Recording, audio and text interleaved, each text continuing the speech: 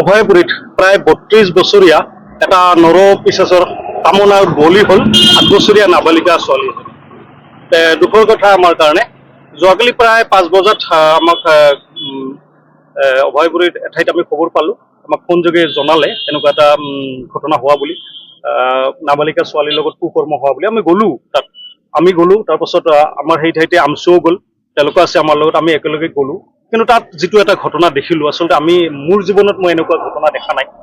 আমাৰ মানে সেইখিনি সময়ত মানে কি কৰিম কি নকৰিম এনেকুৱা এটা অৱস্থা, সৰু ছোৱালী এটাৰ যিটো ৰক্ত সঞ্চালন হৈ আছে সেইখিনি সময়ত, এতিয়াও হস্পিটেলতে ভৰ্তি হৈ আছে। আমাৰ আচলতে চকুৰ পানী ওলাই গৈছে।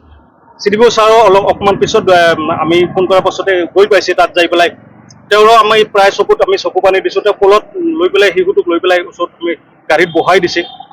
আচলতে এনেকুৱা নৰপিশাচ এই সমাজৰ কাৰণে যোগ্য নহয়। এনেকুৱা নৰপিশাচ মুকলি আকাশৰ তলত থকাটো আমি গৰিয়ামৰীয়া দেখি জাতীয় পক্ষে নিবিচাৰোঁ। এনেকুৱা নৰপিশাচক আচলতে ধৰি পেলাই লৈ আহি পেলাই কোনো শাস্তি নহয়, তাক ফাঁচি দিব লাগে, আৰু সেই ফাঁচি ৰাজহুৱা স্থানত দিব লাগে। গৰিয়ামৰীয়া আমি দাবী যে কালি যিটো আমি অভয়পুৰী থানাত আমি দেখিছোঁ তেওঁলোকে যথেষ্ট কষ্ট কৰিছে, কিন্তু আমি আচলতে ৰিজাল্ট বিচাৰোঁ যে অতি সোনকালে তেওঁক গ্ৰেপ্তাৰ কৰিব লাগে, য'তেই নাথাকক তেওঁক আনিব লাগে। তেওঁৰ আচলতে মনিৰুদ্দিন নাম ল'ৰাজনৰ, আৰু ল'ৰাজনে ইয়াতে ভাড়া থাকে অভয়পুৰীত। কিন্তু ঘটনা হ'ল যে এনেকুৱা ঘটনা আচলতে অভয়পুৰীতে আমি দেখা নাই। যিটো অৱস্থা কালিৰ যিটো আচলতে ঘটনা, এনেকুৱা ঘটনা আমি অভয়পুৰীত আগে পিছে দেখা নাই। এতিয়া ক'ৰ পৰা তেওঁলোকে আহি পেলাই ইয়াতে ভাড়া থাকিয়ে নাই এনেকুৱা এটা ঘটনা কৰিছে। অভয়পুৰীৰ কাৰণে দুৰ্নাম।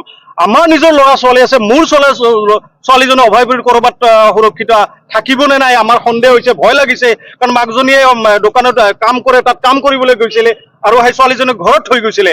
আৰু ছোৱালীজনীৰ যিটো বাচ্ছা, যিজন নৰপিশাচে এই কাম কৰিছে তাৰো দুটা বাচ্ছা আছে। সেই বাচ্ছাটোৰ লগত আচলতে সেই ছোৱালীজনীৰ বান্ধৱী আছিলে। গতিকে কেনেকুৱা এটা পৰিৱেশ, এনেকুৱা নৰপিশাচ সমাজত ঘূৰি ফুৰাটো, বা এতিয়ালৈকে তেওঁ যে ঘূৰি ফুৰি আছে, আৰু বা ক'ত তেওঁ কি কুকাণ্ড কৰে, আচলতে সেইটোৱে এনেকুৱা লোক মানসিক ভাৰসাম্য আচলতে হেৰুওৱা প্ৰকৃতিৰ মানুহ। এনেকুৱা লোক সমাজত মুক্ত বিচৰণ কৰাটো এটা ভয়ংকৰ, আমাৰ কাৰণে মানৱ সমাজৰ কাৰণে এটা আচলতে ভয়ংকৰ বস্তু। গতিকে এনেকুৱা মানুহকে নৰপিশাচক অনতিবিলম্বে গ্ৰেপ্তাৰ কৰিব লাগে।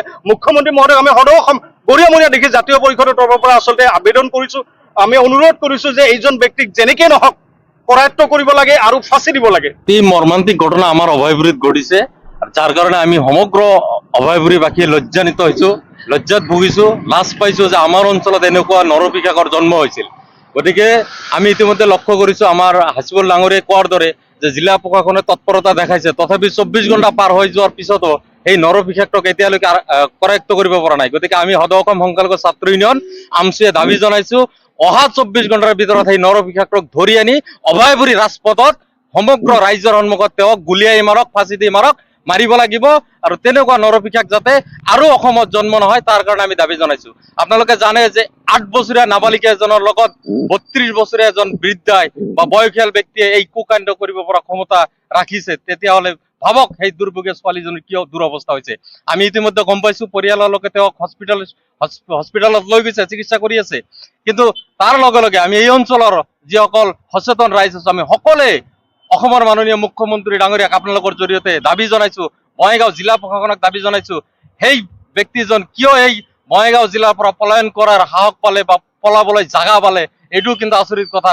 লগে লগে আৰক্ষী বিষয়াসকলক খবৰ দিয়াৰ পিছতো সেই মানুহজন ইয়াৰ পৰা পলাই পতং দিবলৈ সাহস পাইছে। গতিকে আমি সংবাদ মাধ্যমৰ জৰিয়তে জিলা প্ৰশাসনক অনুৰোধ জনাইছোঁ যে অহা ২৪ ঘণ্টাৰ ভিতৰত তেওঁক ধৰি আনি অভয়পুৰী ৰাজীৱ ভৱনৰ সন্মুখত ৰাজপথত তেওঁক মাৰিব লাগিব। গুলিয়াই মাৰক বা এনকাউণ্টাৰ কৰক বা ফাঁচি দি মাৰক, তেওঁক উচিত শাস্তি দিব লাগিব। সেয়া আমাৰ এই অঞ্চলবাসী ৰাইজৰ দাবী।